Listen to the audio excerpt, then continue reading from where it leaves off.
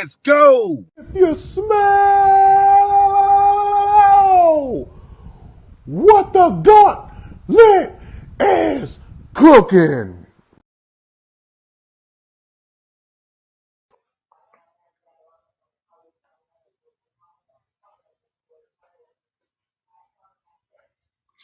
Yo, it's another Friday night, and welcome to another episode of the Gauntlet. I'm your moderator, Denzel Snipes, and we got a loaded show for you. It's championship weekend, right here with my cohort, James Tatum. We also got JJ Jenkins in the house. We also got Detroit Dom, Dirty Detroit Dom in the house. And we also got two guests returning in. We got Kenyon. I said it right, Kenyon. You know what I mean? And damn, brother, I forgot your name up. Zach, that's right, Zach. Almost called him Ringo Starr because he looked like one of the Beatles, low key. You know what I'm saying? But listen. But look, everybody, welcome to the Gauntlet. You know, it's championship weekend, so we going to get right down to it. If you are a first-time subscriber, cool, welcome. Come on in, wipe your feet before you come in the house, take your shoes off, leave at the door. Kick back, relax, you know. But be sure you leave that like on our episode, but more importantly, hit that subscribe button. Because Sideline Sports, we got everything for you all week, every week. And also, just a real quick advertisement here. Next week's episode is the second ever Gauntlies. That is where we will go over the everything in the past year. We're going to be choosing a sports moron of the year. We're going to be choosing a Gauntlet grinder or Gauntlet grinders of the year, offensive player of the year, defensive player, MVP, you name it. But it's going to be a loaded show. You know, so most definitely tune in for that. And also, we are at Gauntlet Sports Media on Cash App. We take donations, you know, $5, $5,000, whatever you want. Speaking of, if our loyal fans and supporters want to slide something in that Cash App and get us all tuxedo T-shirts for the Gauntleys next week, we wouldn't be mad. Yeah, that'd be great. The only one that wears a tuxedo shirt because the rest of us actually has a real suit. So that's number one. Also, I'm glad that you brought up the Gauntleys. I'm glad that you brought up the Gauntleys, Jay, because fun fact, our boy Zach Watson, he actually made his Gauntlet debut last year on the first Gauntleys. So fun fact. Right. That's right. What took you so long to come back around, man? Don't nobody go to the store that long. Before we get started tonight, I do want to also say everybody subscribe to Sideline Sports on YouTube, follow on Twitter and everything. I want to say great job to everyone, the team that we sent to Indianapolis that was covering the National Scouting Combine, which is not the official NFL Scouting Combine that's happening later in February, but it gives an opportunity for a lot of these young men that, you know, are not being seen by the big schools and everything, or they don't go to the big schools. It gives an opportunity to go in front of some scouts and some people in the NFL to showcase their skills. Our team has been all over it covering this event. Megan Price, Eric Wilson, Big Guard Tyree was there. Michael Caratanudo was there. JB was there. So a lot of great work by those guys, and make sure you guys check out all the great content they were putting out during this week. Yes, absolutely. Sideline Sports is everywhere. So that's not going to be the only event. So we got people going out there to the Super Bowl. James Tatum will be out there. JB, the same people that he named, also covering the WNBA draft, you know, the Hall of Fame, you know, the things that we did last year, and then even more so this year, the same plus more. So Sideline Sports, you know, we're making a lot of moves, you know, and you really need to tune in. But let's get right into it. Everyone's favorite, and that is Sports Moron of the Week. Are you guys kidding me? Are you guys kidding people me? Can take. Shout out to Tyler. I think Zach is frozen, but at least he's got a smile on his face. Oh, there you go. All right, let's let our guests go first. Kenyon or Zach, either one of you guys, if you have a Sports Moron, go right ahead. All right, so my Sports Moron is Ken Dorsey, the Bills offensive coordinator. How do you have Josh Allen and Stephon Diggs and give me 10 points in a full game? That is insanely despicable. At home, in the snow, you playing against Joe Burrow. You have a chance to go to a neutral site game in Atlanta and go to the Super Bowl, get Josh Allen over the hump, and you can't draw up a play to get me more than 10 points. I'm putting him as easily my sports. Joe Burr said, "Y'all better get them refunds ready." You feel me? You feel me? All right, my boy. Zach, go ahead, man. Did he freeze again? Mm-hmm. Zach is frozen up. We will come back to him. Dom, you take it from here. Real quick, it's not necessarily specifically this week, but I just had to say something because it's something that's been a thorn in my side since its inception. My sports moron or morons of the week are the college football selection committee or the whatever they call that. How long have I been saying this system is trash?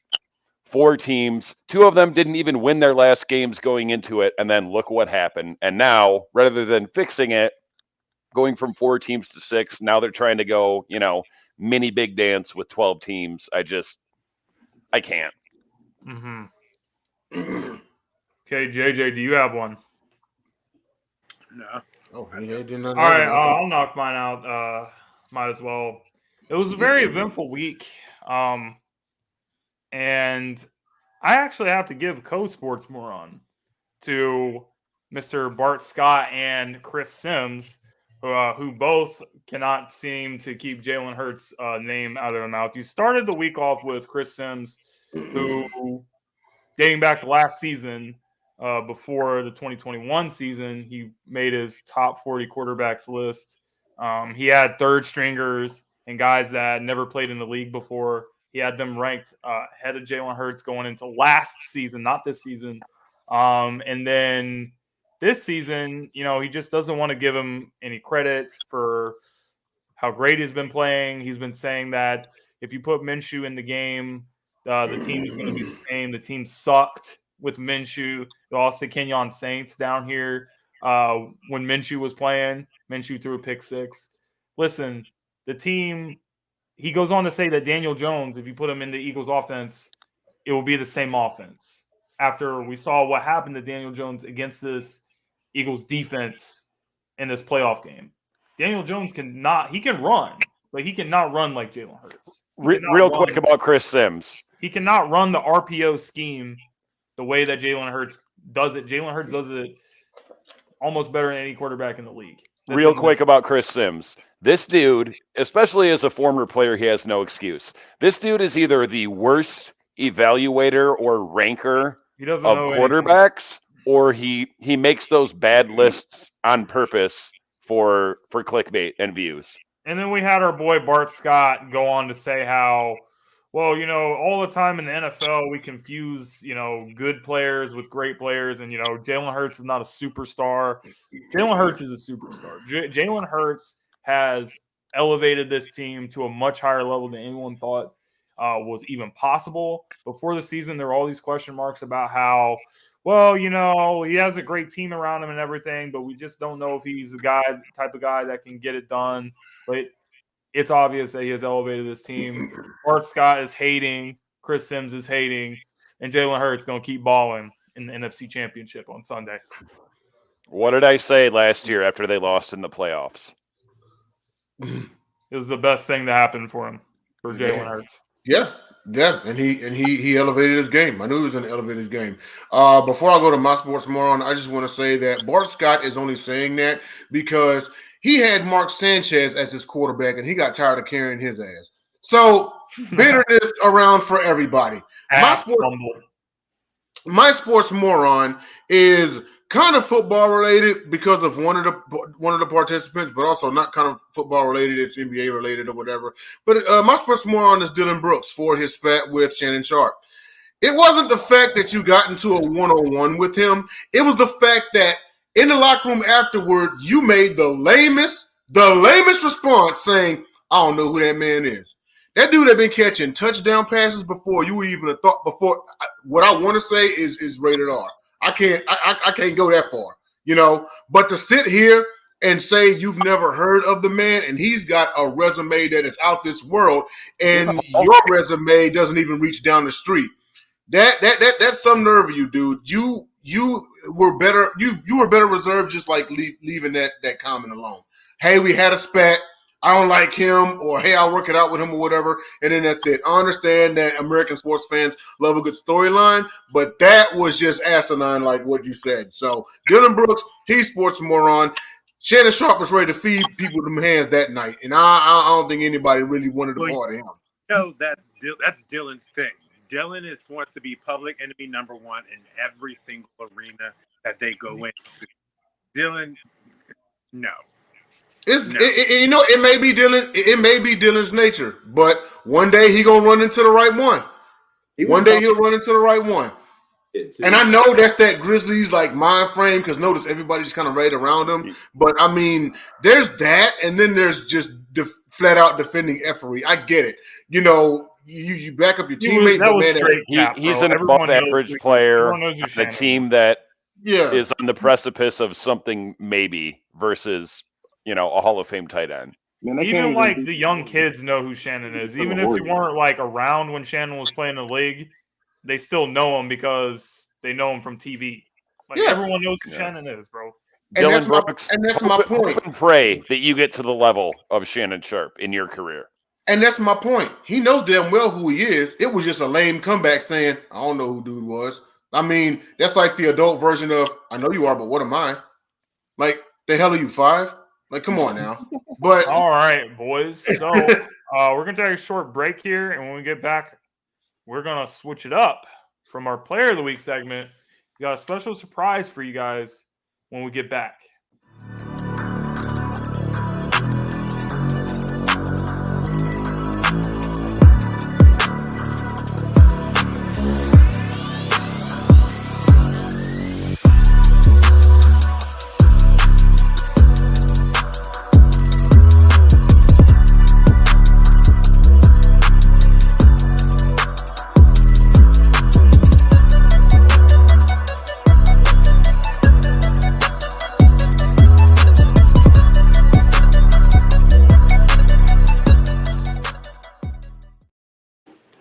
Guys, make sure you guys subscribe and follow Sideline Sports on Twitter. Let's say a quick hello to some of the people down in the comment section. We got the Sizzler Grizzler, my main man Grizz. What's up, bro? Thanks for tuning in tonight. And then we got Next Shift Randy over here. He says, "What's up, gentlemen?" So, Jay, why don't you take us away to our next segment? All right. So for so long we've done Player of the Week. Well, we decided to switch it up just a little bit and touch on the legendary guys that coached said Players of the Week, some of them anyway. So we're doing Coach of the Week, and we have Steelers great coach Chuck Noll. So Chuck Noll is revered by many as one of the original hard-nosed coaches. Maybe not original, maybe second generation. You know, we'll take that. But, I mean, this guy right here, resume is amazing. He actually played in the league. He was drafted in round 20 in 1953, back when they had a draft that long. But he started off as a defensive line coach for the Chargers. Then he became their defensive coordinator and backfield coach, and became their defensive coordinator and backfield coach for the Baltimore Colts. And then finally, his one and only head coaching job, he was the Pittsburgh Steelers head coach from 1969 to 1991. 4-time Super Bowl champion, 3-time NFL champion. He was an AFL champion. He was Maxwell Club NFL Coach of the Year, UPI AFC Coach of the Year in 1972. He's on 2 all-decade teams, 1970s and 1980s. He's on the NFL 100 All-Anniversary All-Time Team. Of course, he's in the Pro Football Hall of Fame, Pittsburgh Steelers Hall of Honor, and Pittsburgh Steelers Pro Football Hall of Fame. Head coaching record of 193, 148, and 1. In the postseason, he was 16 and 8. And for a career, he was 209, 156, and 1 with a win percentage of .566. Again, we talk about a guy, and we talk about how rough it was back then, and he was the catalyst to the Steel Curtain defense. I mean, there's a reason why the Steelers were named the team in the 70s. He was the guy that drove the train. You know, absolutely. You know, with the backfield of Rocky Blyer and Franco Harris, Lynn Swan, John Stallworth, you know, Terry Bradshaw, the Steel Curtain defense, Mean Joe Green, and he had Chuck Noll. That's what made the Steelers. He made the Steelers a really hard team to beat. One could almost say he was the Belichick before Belichick, you know. That's possibly debatable. But I want to swing it on over to. Actually, I want to start off with our guest first. Let's start off with RG3. Go ahead and give us your thoughts on legendary Oh, Steelers. no, you didn't. Chuck Noll. He called me RG4. RG3 Live. That's crazy. Go Chuck ahead, man. Noll. Chuck Noll, he's an all-time great. I obviously wasn't born around the time he was playing, so I had to do my research. He had worked with coaches like John Fox and Tony Dungy. Worked under the name of the great Don Shula, and drafted all those players that you named: Terry Bradshaw, Mean Joe Green, Mel Blount, Jack Lambert. All those guys were in his first 6 seasons. That's an all-time history of the Steelers, all-time great. Like I said, one of 3 coaches in the Steel Curtain historic franchise. I mean, it was a great learning about him, and seeing, some of the original greats, doing it. Right, absolutely. And then swinging on over to Zach. Zach, what do you think, man? Steelers great Chuck Noll. Man, yeah, just like same thing Kenyon said, I had to do a little bit of my research because that was before my time. But yeah, man, just between the longevity and him really creating the identity of the Steelers. Because I mean, even over the remaining eras up to now, Steelers have always had a defensive identity. That's what they've always been known for. And Chuck Noll really the person like all that and had that hard nosed mentality and everything. And just especially the longevity, man, from 69 to 91, coaching that long in such a cutthroat era. And I mean, it's still a cutthroat. Any coach is lucky to make it 4 or 5 years, most of the time. So that's crazy. And kind of like you said, Belichick before Belichick, if I'm not mistaken, he's only second to Belichick in rings, if I'm not mistaken, correct? Correct. All right. Yeah, resume for itself. He also has the most rings without a loss by any coach. Yep, undefeated in the Super Bowl. Swing on over to Dom. Dom, your thoughts on Steelers great head coach Chuck Noll. I had to do some research as well, and I discovered a number of interesting things. Prior to being a coach, he got 2 NFL championships in 7 years as a player with the Browns. This one I thought was crazy. Wait, let me try and run this down. The 4 chips, second to Belichick, like we said. He also was a forward thinker as far as race relations. He started the first black quarterback in the team's history, hired one of the first black head coaches, but dude just had success everywhere. The 6 years he was with the Chargers either as a defensive position coach or a DC, 6 years, 5 AFL championship games. Not wins. This one did not know at all, and I thought it was crazy. Chuck Noll was the defensive coordinator for the Colts in Super Bowl III when they got upset by the Jets. You know what he did the next day, the day after that Super Bowl? You know what he did? Interviewed for the Steelers. And after he took that job, the Steelers had 1 playoff game appearance in 36 years prior to him coming there. Pretty much like he was the one that started like whether you like or hate the Steelers, whatever, you cannot disagree. They are the most well-run franchise probably in all of pro sports, definitely in football.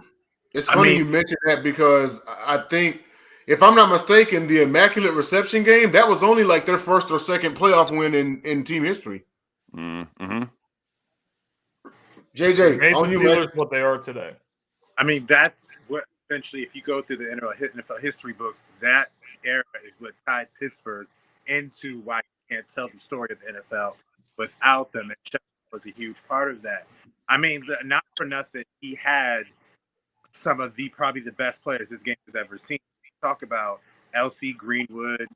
You had Joe Green.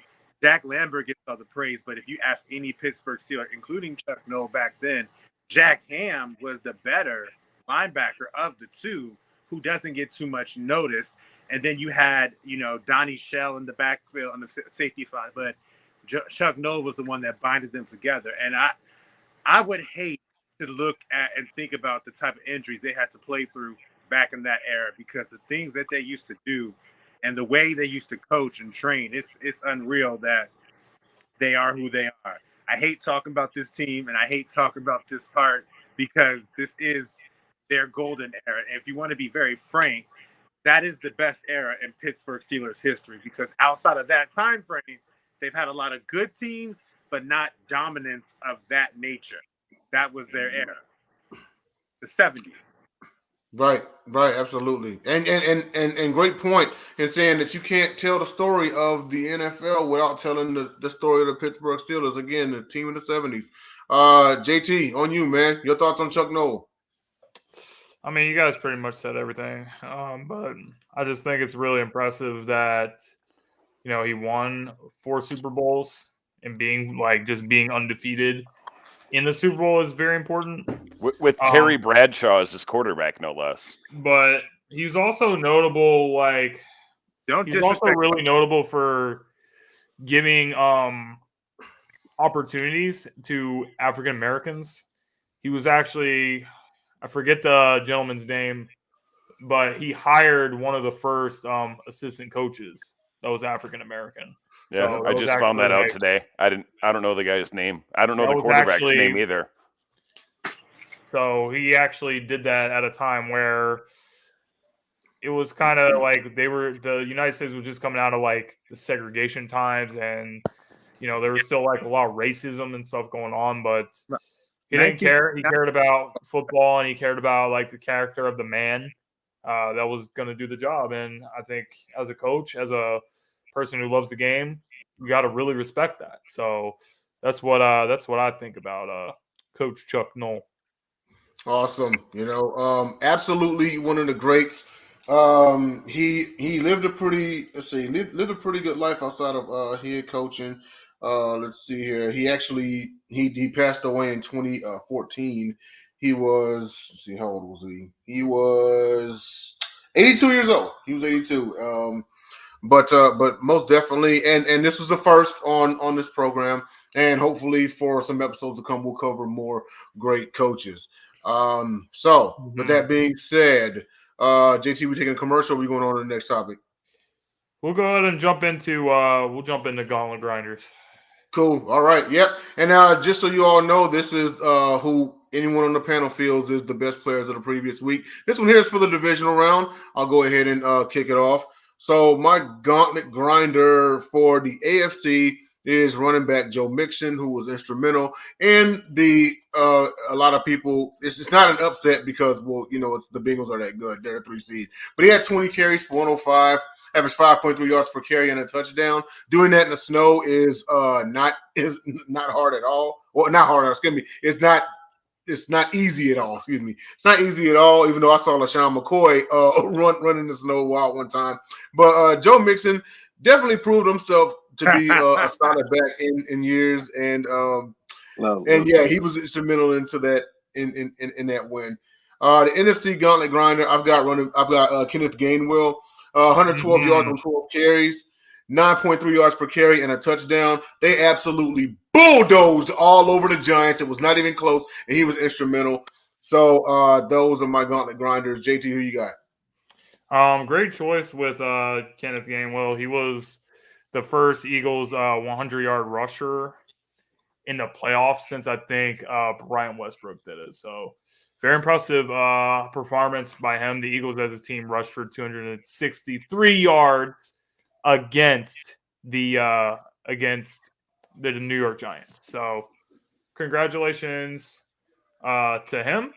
But I also got to give a shout out to my man Joe Burrow. You guys know I interviewed Joe last year, and this dude just continues to step up in the playoffs in the biggest times, in the biggest moments, going into the AFC Championship against Patrick Mahomes again. So we'll talk about that later. But you have to give it to Joe right now in terms of ranking him as a quarterback, because I don't think a lot of people were saying that he was better than Josh Allen before the season. Some of the people were, but not everybody. Josh seemed to be more favored over him, and the Bills were obviously a huge Super Bowl favorite. So very disappointing performance by them. And I also got to give another Gauntlet Grinder to the whole San Francisco defense. They made Dak Prescott and the Cowboys look like a complete joke. And only putting up 12 points. Couldn't really move the ball. Couldn't really do anything. So another divisional round exit for the Cowboys. And this is where the tough conversations are going to be happening for this team. But credit to San Francisco. 7 in a row. The defense is really good for them. Yes, very good. Okay. JJ, who you got, man? So I'm like you. My Gauntlet grinders is not just Joe Mixon. It's Samaje P. Ryan as well, because in that game, they were the ones that was pretty much keeping it, in charge for Cincinnati. P. Ryan made some critical first downs with his legs, as well as being a pass catching back. And in the snow, they were just grinding, because that's not an easy game to play. That's not an easy game to win. And then I will say my Gauntlet grinder of the NFC is Fred Warner, who arguably is probably the best linebacker in the game right now. Nobody covers better than him. He is the main. They talk about, you got people like Armstead, Bosa, Tali Hafalonga, the safety out there, but Fred Warner is the guy. Like, he is the guy that they call on to make that play. It's when you have a safety that can cover at tight ends like Kelsey and all of them, like the best of them, that's pretty damn good. He's the new Patrick Willis. Basically. That is exactly what he is. And the thing is, it makes sense why he's so athletic, because he's a martial arts master. Like, he mastered martial arts. He does it in the offseason. So he used the athleticism and his control, his technique is just it's so pure. So I give it to Fred Warner, because he made some critical plays down the stretch to close out that game against Dallas. Yep, absolutely terrorized them. I had the stats down right here. He had 9 total tackles, 7 solo, 1 tackle for a loss and an interception. Dude had himself a day, But Dom, on to you, man. Real quick, Mixon was mine for the AFC. My NFC is the entire backfield of Gainwell, Miles Sanders, and Boston Scott. 35 carries, 234 yards, 2 touchdowns. That's not even including what Jalen did. They just ran and ran and ran and ran all over the Giants. Kind of unfortunate. Was hoping to see a better game, but didn't really expect to. But what was the other thing I told you in the offseason about Miles Sanders, James? That it was going to be good. Yeah. He's very good if you give him the ball. Well, he got the Buffalo, ball. are you listening? Devin Singletary? The worst part about that game was the game was pretty much over before it started. The Eagles went down the field and scored, and then Brian DeBall decides to be an idiot, and he's like, oh, you know what? I'm going to go for this 4th and 8 after the Eagles offense just went boom, boom, boom, boom, boom down the field, and I'm going to give him the ball right back in great field possession, 14-0. Game was pretty much over after that. Yeah, I think as the year went on, too many teams are trying to play the Dan Campbell card and go for it on 4th and long. You can't all do that. That's for us. That was stupid. Okay, it's on you, man. All right, so I had actually Kenneth Gainwell as well, but I'm gonna have to audible that. I'm gonna actually pick with one that actually lost. I'm gonna pick CeeDee Lamb, because CeeDee Lamb is that guy, and he was balling, and he was probably the only person that could get by the 49ers defense. He had 10 for 13 receptions, 117. He didn't have a touchdown, but he had 2 carries for 6 yards, and he had that crazy behind the head catch. I know nobody likes the Cowboys, but I'm a CeeDee Lamb fan personally. And in the AFC, You good? One that showed up for their offense. In the AFC, I got Kelsey, because Kelsey had 14 catches as a tight end, and that's absolutely insane. Broke the record for a playoff game. That is insane. I have him probably as the greatest tight end to ever play. If we want to debate that, we probably could. But I mean, I don't know if anybody's touching this dude right now if he keeps doing what he's doing. So not terribly mad at that. So. And not to mention, CD actually messed up 2 of his fingers. He went and got them taped together, and then immediately went back in the game and caught a long ball. So yeah, he was the only one that showed up for the Cowboys that day, because it damn sure wasn't number 4. It's funny that I've been a CeeDee Lamb fan ever since draft day. It's funny that Kenyon has to say, I know everybody don't like the Cowboys, because you actually have to do that when you want to give a Cowboys player praise. You got to. I love CeeDee Lamb at Oklahoma when he was balling with Lincoln Riley. So Just because he got a Yeah. star on his head, I mean, He's a yeah, good that's rough. player. He's a great player. He's pretty good, you know. They Insane. still missing Amari, but CD doing his thing out there. Zach, it's on you, man. Well, NFC wise, y'all pretty much covered everything. You know, the start obviously where the 49ers defense was running game. But go ahead into the AFC. I got to give it to my boy, the Hen God, Chad Henne, coming in for one drive. No, it was just one drive, but I thought that was pretty interesting. You know, went the whole length of the field. This man ain't through football in God knows how long. And a pretty good situation, especially with how the Chiefs are kind of set up now. You know, Pat goes down, world's power. So that's pretty nice for him to come, you know, keep things there for a little bit. And, you know, I got to shout out Pat too for playing leg. My man literally hobbling, just ball handed off thing, and they were out with it. So I really liked what I saw there. Nice, not bad at all. Well, I want to thank all 5 of you for not saying Brock Purdy. Brock Purdy didn't even have that good of a game, though, bro. You have to be 18 years or of age or older to be a gauntlet grinder.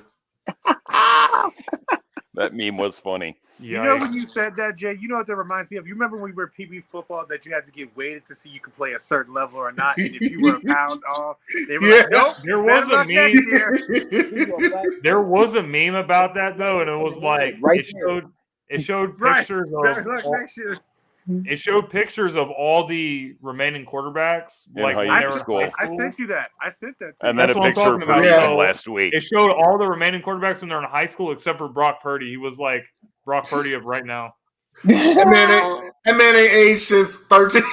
His number 13. Oh man. Well, let's get on to the next topic, and we're gonna take a word. We're gonna take a word from our sponsor, and when we get back, we are going to talk about this Ed Reed story. He was recently let go, or they didn't honor the contract of him at Bethune-Cookman University, HBCU, that he was going to become the head coach. Going to talk about all that stuff after the break. Sports fans are gearing up and saving big at Fanatics.com, the world's largest collection of officially licensed fan gear. From all the leagues, teams, and players you love, unique one-of-a-kind designs exclusively by Fanatics, and autographed collectibles from today's biggest stars shipped directly to your home. Join Fanatics Rewards for free to earn fan cash on every purchase. Shop now and for a limited time, get 20% off all orders. Fanatics.com, officially licensed everything. The Gauntlet is brought to you by Fanatics. I am going to audible a sports moron in the middle of the show because I just read that the NBA fined Joel Embiid $25,000 for that triple pump celebration he did against the Nets. Y'all just don't want nobody to have fun. But Jay, take us. By the way, Brock Purdy is 23, which is not young for a rookie. I mean, it's not Chris Winkie or Brandon Whedon old. But all right, we got to talk about this because this is going to be the juicy segment of tonight. So Jay, why don't you start us and get us rolling? So yeah, we actually had this on the Pundit's Pundit. If you can check out that episode that was this past Wednesday, we actually suspended the topic and we're going to bring it back for a part 2 next Wednesday. Hopefully with Raise Your Lane comes on. But those who didn't know, Ed Reed had actually exposed the living conditions around there at Bethune-Cookman, which showed mildew and mold and everything. And in response, he basically got canned for it. And you know, the problem that I have, I mean, there are lots of problems that I have. I'll keep it short and I'll go around the panel here. But, you know, it's real funny, and I'll say the same thing I said on Pundit's Pundit. I said, you know, it's real funny how American society is a reactive society. It's only after something happens that things get fixed. So he gets canned for this, but let's just say, you know, because we know the health effects, the negative health effects that mildew can do to somebody, you know. Especially if you have like asthma and whatnot. Dude, so if a few students end up sick in the hospital or Lord forbid lose their life behind it, and then now it's a scandal, now it's heads are rolling, now it's this big heyday, you know. But it was terrible. It was terrible at all, you know. I mean, even all Ed Reed aside, like nobody should be living like that, and you're a university that's got money, and it's the same thing what what Jacob said. Y'all get sent all this money, and where is it going? That's the $1 million question: is where is all of this money going? And it's supposed to be building and improving and helping these students and helping these athletes. And they're getting fed scraps. But you know what? This is nothing new. Money-hungry colleges, universities, even in particular in sports. But it was a bad look all around. But I'm going to actually start it off with our guest. So, Zach, your thoughts on this, man? I don't know. It's crazy. And pretty much kind of like what you said, exposing those issues and everything. And it's just like the dialogue's been interesting, kind of going back and forth with it. There's some people that's on the side of Bethune-Cookman. There's some people on the side of Ed Reed with it. But, I think they were looking at it as like a Deion Sanders brought of good things to state when he came. And I think there was a lot of that same potential with Ed Reed. I mean, they're both very high caliber players, high caliber institutions, high caliber NFL careers, so on and so forth. And that was just kind of the interesting thing. I think Ed Reed could have been somebody that could have came in to help build that institution, build that program, and because I know basically just went in on them about the whole thing. But I mean, like you said, living conditions, stuff like that, that's something you can't really take lightly. So, I mean, it's just been a whole interesting case to me because I was really excited for that hire to see what Ed Reed could do. I knew he'd been helping out with the Miami staff a little bit and everything there for a little bit. But, I mean, I'm just bummed about the whole situation and hate that for Ed Reed and hate that couldn't get that pairing finalized. But, I mean, I just thought it would be a good opportunity to build that program. I think it would bring a lot of good things to HBCU football and kind of keep building on where Deion had once Deion had left. We got another name in here, and I know Eddie George. I'm pretty sure he's coaching at Tennessee State. He still is, yep.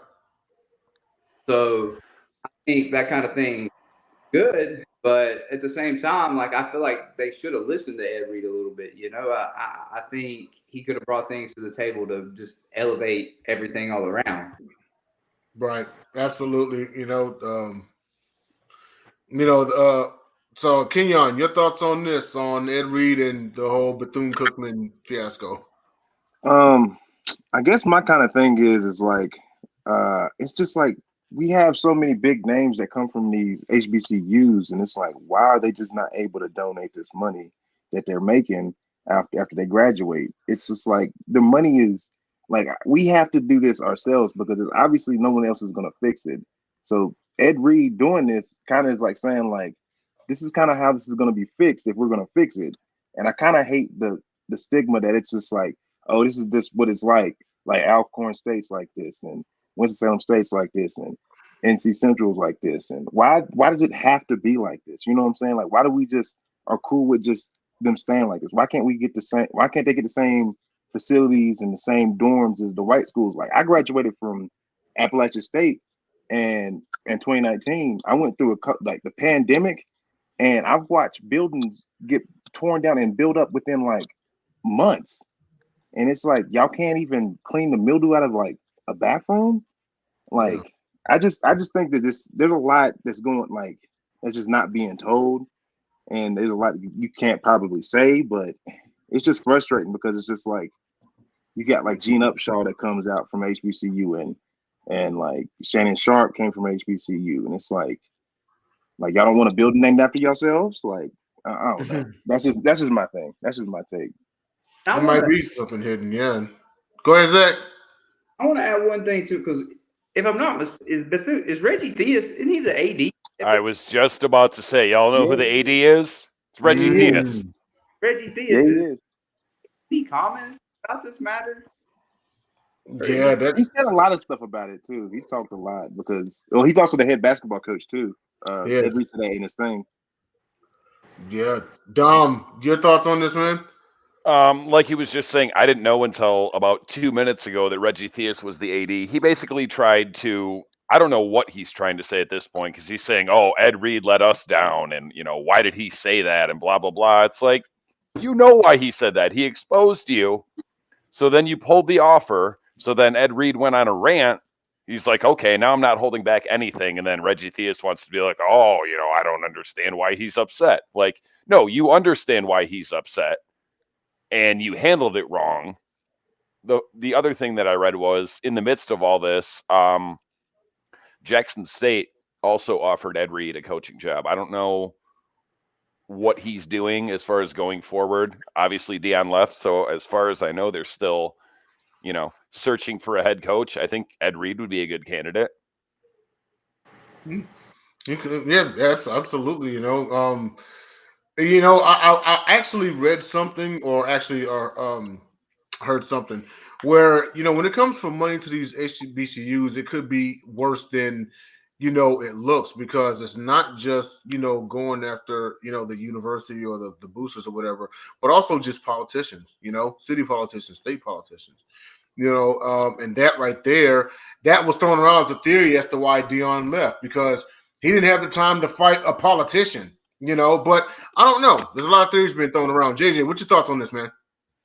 I know I have quite a few things to say. So I'll let James go, and then I'll finish last. Okay, Go ahead, yeah. James. You know what?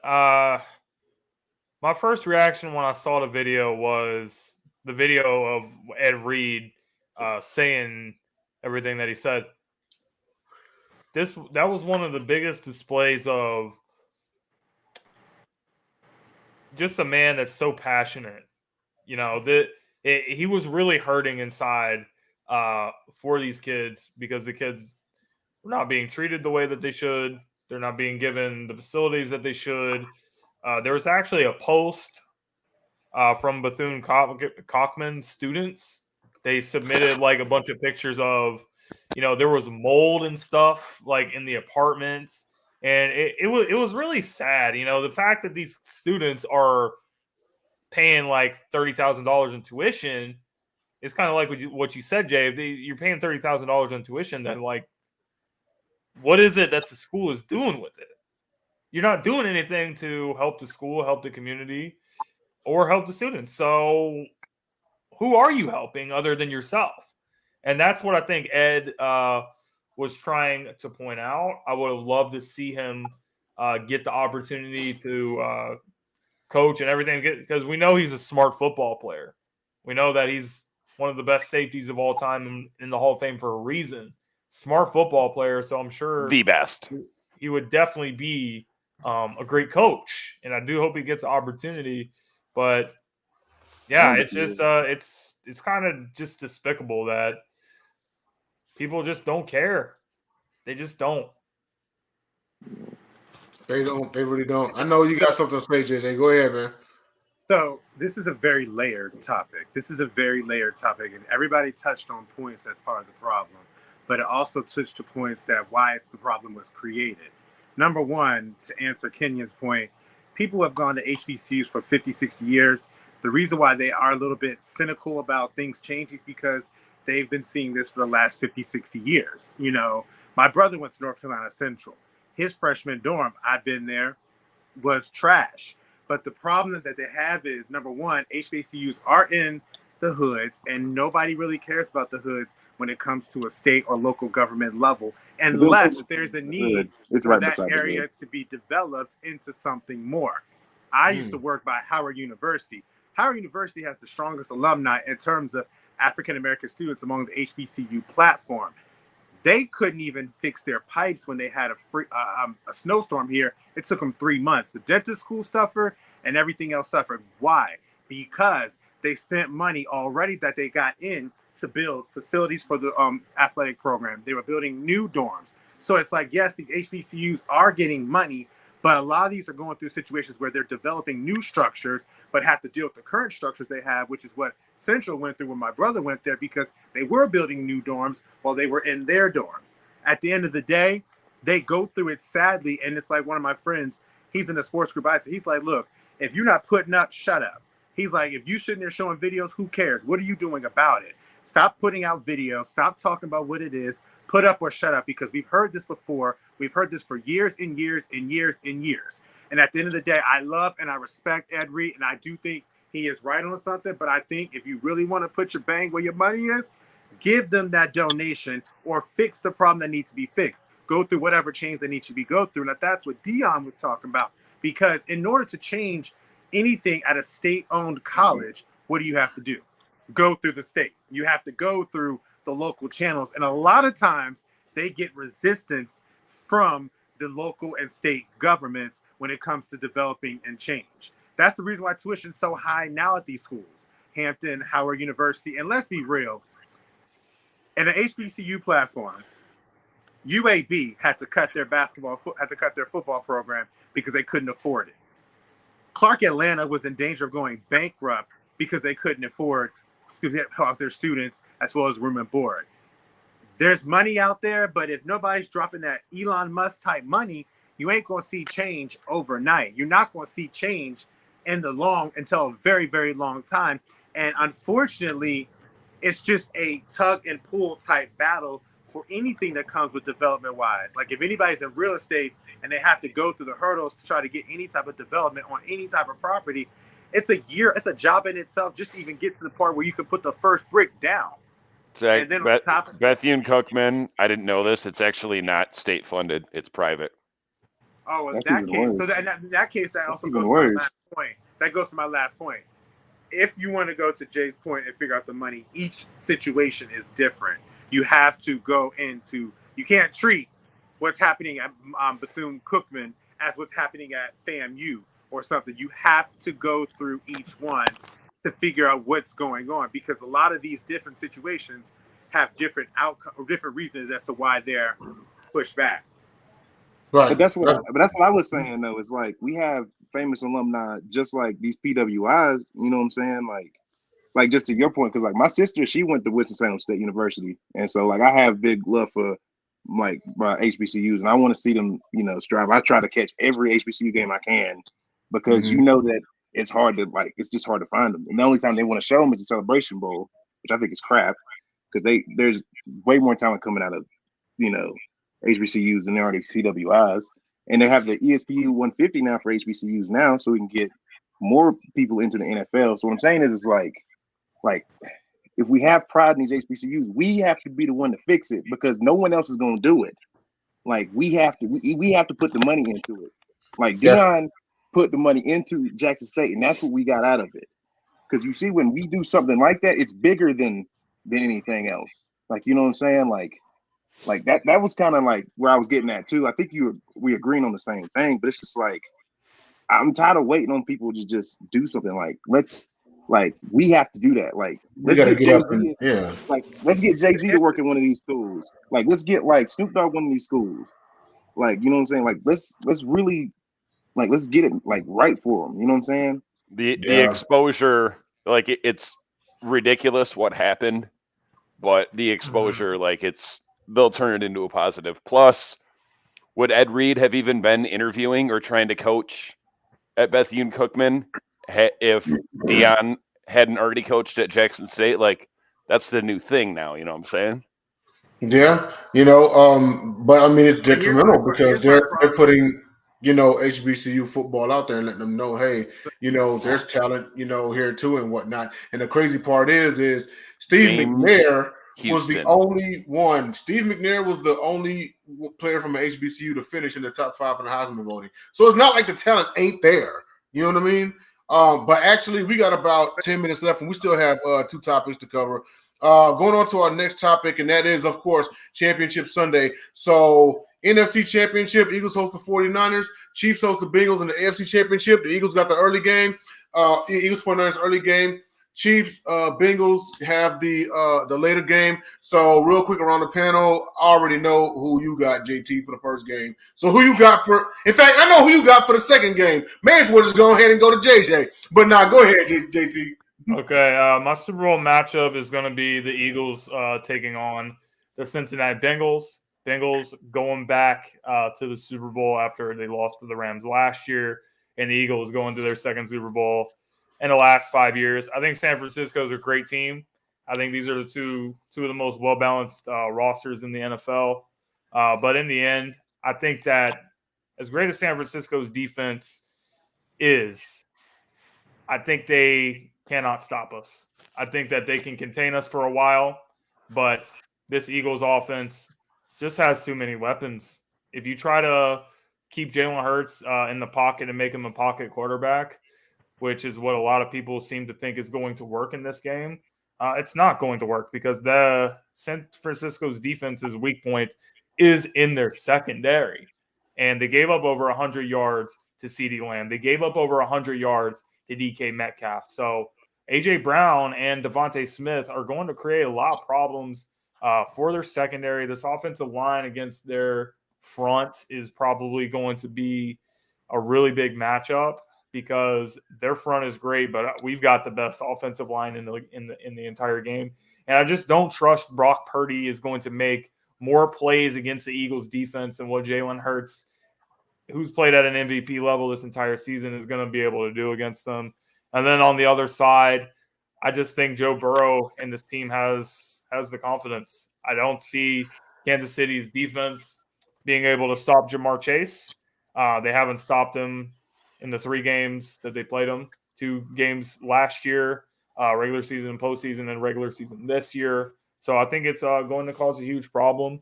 I think that for the Chiefs to win this game, they have to control the line of scrimmage. And I don't know if they're going to be able to do that against the Bengals defense that's been playing really well. Also, I did not think it was so smart of Mr. Willie Gay, who could have been a sports moron as well, for saying that, the Bengals offense is not that impressive or whatever it is that he said, because this Bengals offense has been really impressive against your defense the last several times you played him. So if you want the Burrowhead and all the stuff to stop, then you're going to have to step up on defense, because we know what Mahomes can do, but what can you do?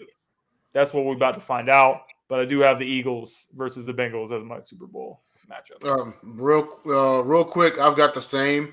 The story of the Chiefs-Bengals game is going to be Mahomes' injury, because it is a high ankle sprain. I believe Mahomes was listed as a full participant. It doesn't matter. Pretty much every day in practice this week. He can't beat Joe Burrow on 2 good ankles. Well, I'm just saying Mahomes appears to be healthy.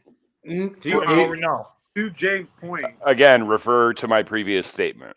But to James' point, I think when I heard Willie Gay say a statement, I kind of understood it, because I'm thinking on the aspect of he sees Mahomes in their offense, and how many times have how many things can Cincinnati do that he hasn't already seen from Mahomes' side? And so I think that's the nature that I was interpreting as. He could be trash talking, but in my mind, I'm like, well, I can understand what he's talking about, because if he looked on his side, saw Mahomes, even with Kelsey and Tyreek Hill back in the day, I'm pretty sure he's seen every type of pass, every type of thing in the book. So in his mind, yes, they're lights out, but they're not like impressive to him, because I've seen it before. Now, is that going to change anything in this game? No, because I think by default, Burrow and Mahomes are going to bring out each other regardless. And in that case, I said it at the beginning of the playoffs.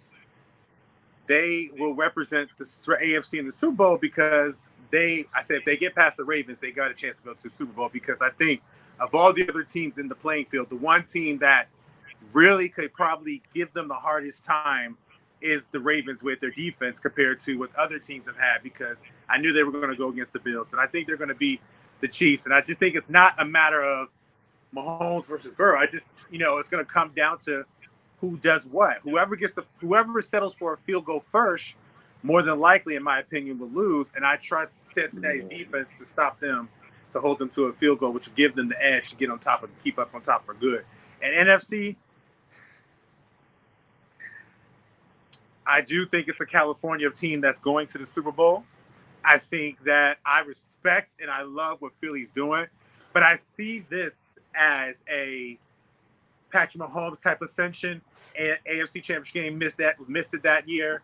Went to the Super Bowl. No, what year? AFC Championship game where he lost to Tom Brady and the Patriots. They go Super Bowl. They come back the next year and go to the Super Bowl. I see the same thing. Eagles get all the way, but they don't make it. Tool back up, come back in there next year, and they're going to go all the way to Super Bowl. But I don't think it's going to be this year. I think I'm sticking with the team that I said outside of beating Dallas. I think that it's going to be a great game. But I got San Francisco and Joe Burrow in the Super Bowl, a rematch of the last time Cincinnati went to the Super Bowl. Yeah, or the previous time. But Dom, who you got? First of all, JJ, stop trying to make the Ravens relevant. For two, I know you ain't talking, Mr. Detroit Dom. the Eagles' defense is far and away the best defense that Brock Purdy has ever faced. And we're not even calling Dallas's defense legit because they're not. They've got some pieces, but it's not a good defense. And as much as I would like to see a rematch of the first Super Bowl I watched from 1989, Bengals and Niners, it's the Eagles. And then AFC real quick, like I said, Patrick Mahomes, you can't beat Joe Burrow on 2 healthy ankles. Kenyon, on you, man. I actually already made my pick on my channel, so I'm gonna go ahead and get skipped. I'm All not right. gonna get it. Y'all gotta come to see me. All right, I got you. Yeah, Zach, who you got, man? Sum it up. I think Kelsey brother's gonna be walking away with the ring. That's what I'm hoping. I think it's gonna be I really need to see the Chiefs get their revenge. I need the Burrowhead to stop. Wrong. I know why it's there. I know why it's there. Even though I know why it's there, but I really need the redemption game. But like what you guys really touched on, Patty's ankle's really going to be a big factor there. See if we can keep him healthy. And basically, kind of like JJ's point, I think it's going to be a very high offensive game. And basically, how JJ said, first team that's going to get held to a field goal lose. I really feel that's the case. I just, I do have worries because I think the Bengals have a stouter defense than the Chiefs do for sure. So it's going to be really reliant on how much magic Patrick will and how that up. And I really just like what the Eagles are doing. I worry about the moment being big for Brock Purdy. And the Eagles are just so good on both sides of the ball, where the 49ers, don't get me wrong, their offense hasn't been shabby by a stretch. But as far as their defense, and I don't see Brock Purdy. Wait, you said we. Are you a Chiefs fan? Yeah, he is. No, He's but a huge Chiefs fan. interesting, real quick. It's interesting enough. Imagine the Thanksgiving dinner when it's Kelsey and Kelsey because they both got one ring. And imagine if they get to the Super Bowl against each other and they're both facing each other with one ring between two brothers. That would It's be gonna be podcast 3-1, baby. Hey, yo, their podcast is gonna go crazy if that's what that would happen. Imagine whoever they get to face each other. Their podcast is awesome. Their podcast is going lit. That's the one up for Ultimate Brother for the rest of their lives, more than likely. Yep. And they would only, in that scenario, they would only be the second set of brothers to face each other in the Super Bowl. JJ knows how the first one went.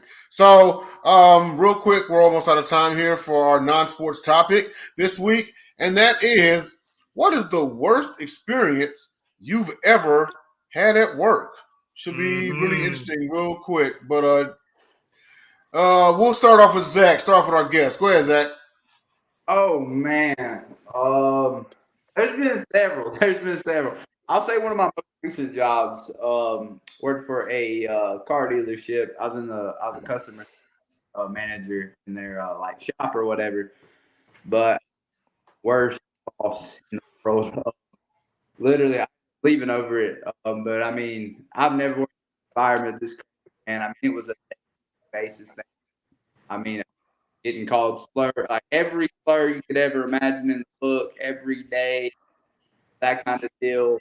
I mean, it got and started family and Obi, my family just like taking shots, taking my experience, my life, just all kinds of stuff.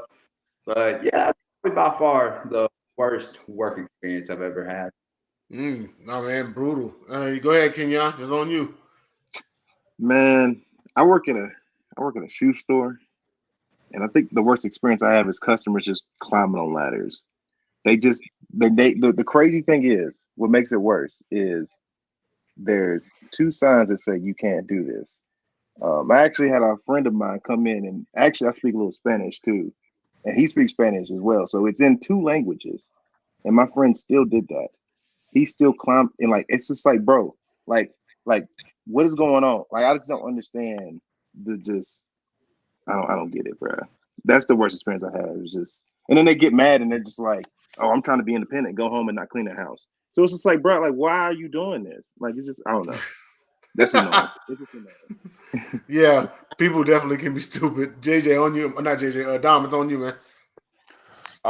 Back when I was still waiting tables, I worked at a steakhouse called Logan's, and like if you want to try and call off for your We have shift, Logan's in Texas.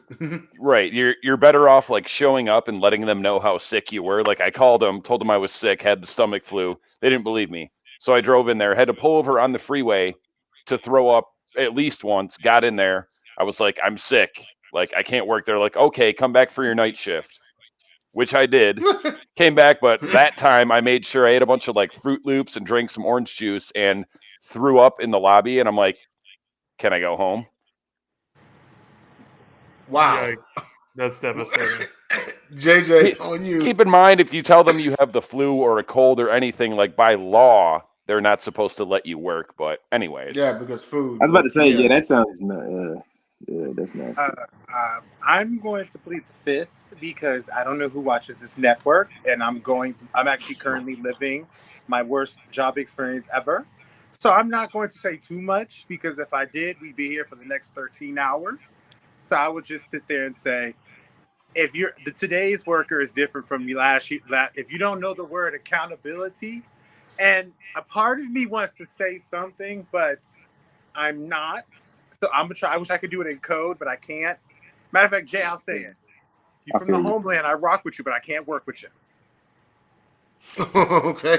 I've heard that a lot too. All right. You got me, Finally, Kenyon, JT. and you got me. You get me what I said, right? Y'all heard that clearly, right? Yeah. They ask me what sport I play all the time. Yeah. I get asked what sport I play all the time. Go ahead, JT. JT, Dom, and Zach, I will let y'all know this off the air when we go off what I meant. Okay, we're gonna keep that in the locker room, but Nah, I'm messing with I y'all. don't know, man. I've had a lot, but mine probably has to dealing with customers that are just stupid and entitled. Like, I was working in a retail store for a while, and I was out one day and I was stocking the products into the shelves, and this lady comes out of nowhere and she starts getting in my face and she's like, "Where's the vinegar? Where's the vinegar?" And then before I even have a chance to respond, she starts snapping her fingers in my face. Oh. And you guys know, like, some of you guys know me. You guys know how I am. Yeah, I had to like use. I'm not a dog. Pretty much not snap your fingers. Pretty much all the self-control that's humanly possible to keep from ripping this lady's head off. And she got lucky because the product that she was looking for, which was some vinegar, was right on the bottom shelf in front of her face. And she was like, "Oh, there it is." But if she would have kept pushing me for like one more second, it's possible I would have got fired that day. You gotta love it. Very possible. You gotta love it. Yeah. James, have you seen the TikTok with the dude with the mustache and he's IKEA employee? Yeah, that dude is hilarious, bro. I know who you're talking about. He's like, wow. "Oh, do you think you hate my job more than me?" That's insane. But that is our show for this evening. Like, thank everybody who commented and who tuned in. Shout out to Bacon Grizz, Cowboy X Factor. We see you all out there. Everybody else in the comments, most definitely. James. And tune in to next week where we will have the second ever Gauntlets. And yeah, boy, you feel me? It's gonna be pretty loaded. So, real quick around the panel, where can everybody find you, JT? Philadelphia, Pennsylvania, Sideline Sports Network, Twitter, Instagram, whatever, I guess. JJ? You can find me here, JJ Jenkins on Facebook. And on there should be my Instagram. I can't remember at the moment, but yeah. Dom? Man, if y'all don't know by now where to find me, I don't know what to say. Just Y'all outside the city limits of Detroit. I might live in the burbs, but I can be in the city in 6 minutes. Yes, yeah. You can see for a field from where he at. Kenyon, where's everybody finding you at, man? Actually, I just posted the first video on Off the Grid, the YouTube channel. We just took off this morning. You feel what I'm saying? I'm covering BFF Sports. Off the Grid is joining Sideline Sports Network. I'm doing yeah. all of them. I'm doing all of them. I'm getting basketball. I'm doing hockey. Catch me on the ice. I'm not playing with y'all. Let's do it. That's what I'm talking about. Zach, where everybody find you at, man?